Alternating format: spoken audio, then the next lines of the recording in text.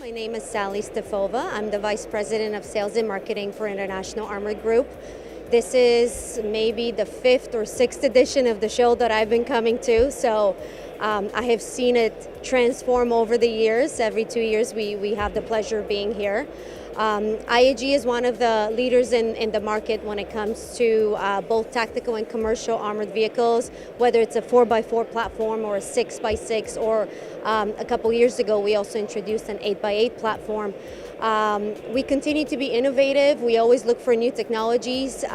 Places and shows like this are a great platform for us to see what is new on the market, how can we incorporate that into our vehicles, what are the latest technologies, survivability, protection, and anything else that we can implement and offer to our end users. So we continue to be a leader in terms of innovation and how quickly we adapt, because with some of the larger companies out there that have been around for a long time, they move at a much slower pace, and it takes time with R&D. With us, we're very quick from the design concept to come to an actual prototype and then a fully functional model.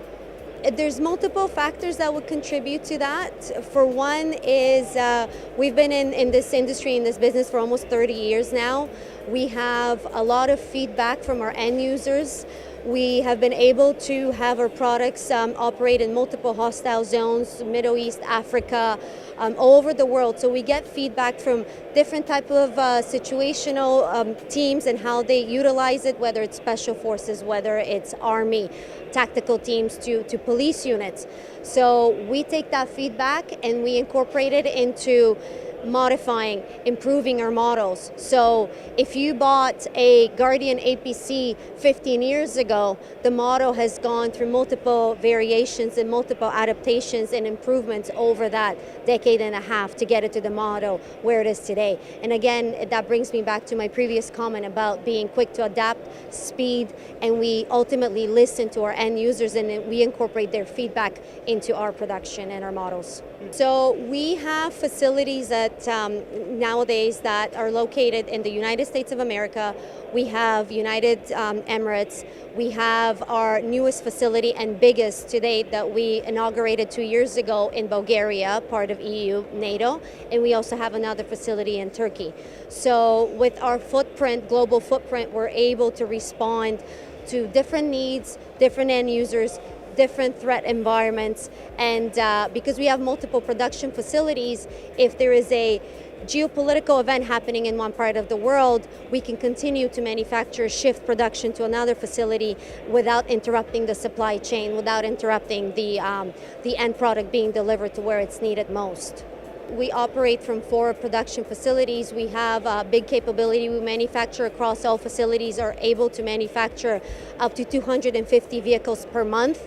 These are some of time frames that are maybe a little bit foreign to some of our end users, especially in the European market. Most people are used to very long cycles, very long lead times. So when we tell them that if you have the need today, we can deliver vehicles before the end of the year, they don't believe us at first. They say, how is that possible? The problem is because, as you mentioned, the threat environment is adapting so quickly.